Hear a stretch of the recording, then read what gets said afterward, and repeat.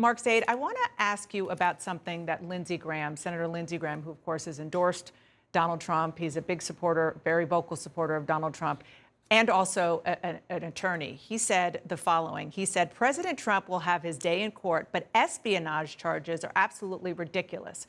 Whether you like Trump or not, he did not commit espionage. He did not disseminate, leak, or provide information to a foreign power or news organizations to damage this country. He is on a tear about this. I would not be surprised if we saw him on the Senate floor making these arguments. As an attorney and an expert on national security, what do you think of this argument? Sure, and congratulations on your new program. Thanks. Thank you. What he said is ridiculous. It is so hypocritical and politically frustrating, because that's what this is a political statement by him. Lindsey Graham knows full well the Espionage Act, which dates back a century, encompasses a whole host of provisions, one of which is spying for a foreign power like Alger James or Robert Hanssen, who recently passed away. And ironically, we see this both on the left extremism side in support of Julian Assange and Ed Snowden, where that side decries, they've been prosecuted or charged under the Espionage Act. This isn't espionage. And yet now we see it on the right. It has nothing to do with espionage in the formal James Bond sense, other than the statute is called the Espionage Act. This is, as is made clear in 793E, which is the charge he has been assessed with, it has to do with unlawful retention of national defense information and failing to return it. Lindsey Graham should know better. He does know better.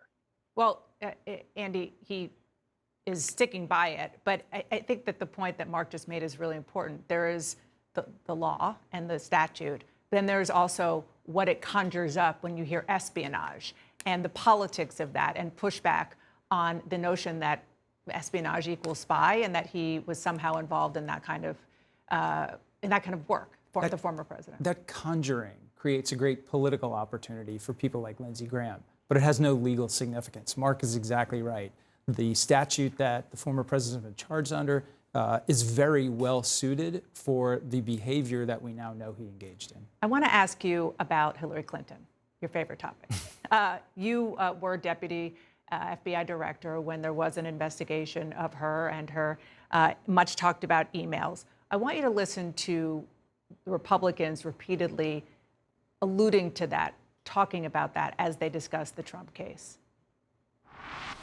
I don't think there should be classified documents at Mar-a-Lago, at Joe Biden's garage, on Hillary Clinton's server. What he did is very similar, in my view, to what Hillary Clinton did. People in the Clinton case took a hammer to a BlackBerry and destroyed it. You had Secretary Clinton, who had classified material on a server. She was not president of the United States. She was Secretary Clinton. You have that happen. Nothing happens to her. You know the facts. What are the facts? Well, Dan, as you know, cases come down to facts and evidence, not politics. And these two cases could not be more different on the facts. So let's talk about what we actually found in the Hillary Clinton email case. Yes, Hillary Clinton maintained private servers. Emails went across those servers. Ultimately, she returned 30,000 emails to the Department of Defense, work-related emails. In addition to those, we found thousands more emails that she exchanged with people. The total classified materials seized from that review were essentially 55 email conversations, strings of emails, in which 8 were classified top secret, 37 secret, and 10 confidential. Now, it's important to remember, those weren't classified documents. That was simply the content of email exchanges that was later deemed to be classified. These weren't documents with classified stampings on the tops and bottoms and cover sheets and all that kind of stuff. Should it have happened? No. But what we didn't have was evidence that Hillary Clinton had intentionally exchanged or withheld classified information. And that's just what we could and could not prove at the end of the day. In the Trump case, you have, 300 plus classified documents, full documents, seized from his residence at Mar-a-Lago, most of which, from the photographs we've seen, had headers and footers, the proper stampings, portion markings on paragraphs, cover sheets indicating they were some of the most classified materials we have. And then, of course, he engaged in a long series of exchanges and activity in an effort to obstruct that investigation. Very, very different facts. Thank you for saying that. Thank you for explaining that. The whataboutism is very intense right now, and you are somebody who definitely knows facts on this case. Thank you. Thank you very much, Mark Zaid. Appreciate it. I know, Jeff, you spent a lot of time last week in Iowa. You spent a lot of time every year in Iowa. You've been in contact with your sources back there. What are you hearing from Republicans in the first caucus state? In fact, I was talking to a Republican who met with the former president when he was in Iowa just last week. Oh. And he said, look, the wagons are being circled. Yes, Republicans are rallying behind him, but there is still an opening, the same opening that existed last week, and now there's more reason for that opening. If there were any Republicans who had pause about can he be elected, this is raising some concern. But he said, look, we're going to have to sit back and watch it all. And the indictment has not been read by most Republican voters. This happens to be a lawyer, a Republican lawyer who met with him. So he said, look, I have read the indictment. And he said, it's pretty damning. His words echoed what Bill Barr, the former attorney general, said. This is not a witch hunt. These are serious matters here. So I think the voters, the elite voters, I guess, perhaps, the lawyers and others are studying this, but we just have to give this some time. Yeah, absolutely. Most people have not read the indictment, which is why the former president is trying to put his stamp on it, trying to fill that void. I mean, legally is a whole different question, which we'll talk about later, but when it comes to the politics of this, what he said on the campaign trail is very telling. Witch hunt, scam, hoax.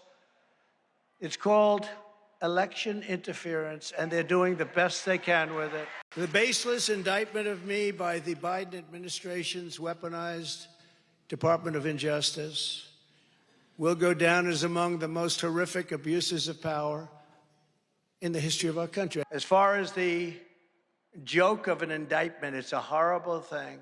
It's a horrible thing for this country. Witch hunt, scam, hoax. It's like the greatest hits. He's the king of the buzzword, and it works. It is very effective. I mean, repetition has always been one of Trump's most important tools in his toolkit.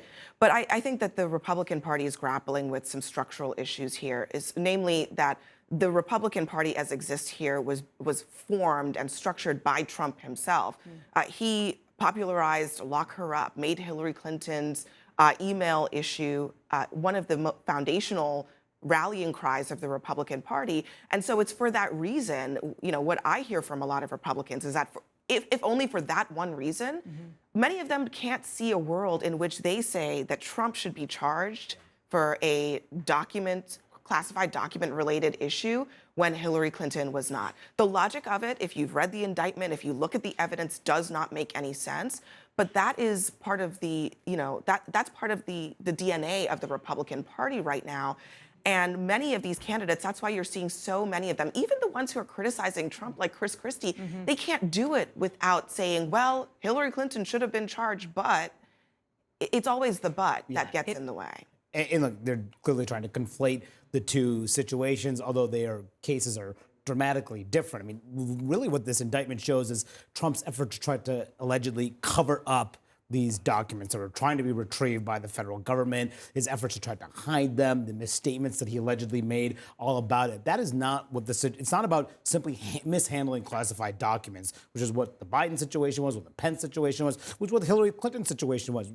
After, we learned that Pence cooperated, that case has been closed, providing the documents back to them. Biden apparently has cooperated. We don't know exactly what's going to happen with that investigation, but these are much different cases. But the argument, the political argument, facts be damned. They're going to make that case to try to suggest they're one and the same. The big question, too, for a lot of Republicans is how quickly does this happen? Does this drag through the election year, or is it punted until 2025?